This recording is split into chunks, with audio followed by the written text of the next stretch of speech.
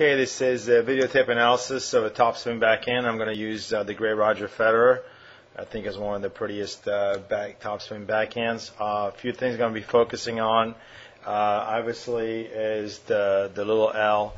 I've written an article called "The L is for Leverage." What I mean by the little L is the 90-degree angle shape right there that I'm going to show you that Roger Federer holds right there, pretty much at 90 degrees right there throughout his stroke, and he's going to keep that little L going during the backswing phase, during the stroke phase, and the follow-through phase of the stroke. And that's pretty much one of the most important parts of the topspin backhand, and one of the most the common fundamentals that I keep referring to that one needs to have regardless of what level you're playing. If you have a one-handed backhand, you need that little L right there. Now let's rewind for a second. What I really like that he does right there is he turns his, he gets his racket up to his non-hitting shoulder without really turning the entire body. It's just a shoulder. If you see the shoulders are turned, but his feet here are still free to move, side to side or up and back, but his shoulders are pretty much turned. So a great setup right there. Now, you have to almost what I call that the no backswing backhand. It's just kind of just a shoulder turns, just sets the racket right there.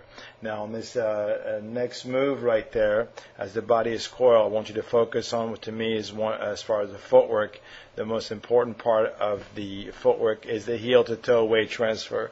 And what that will do right there is going to allow him to bend that leg right there, to bend it and to come it's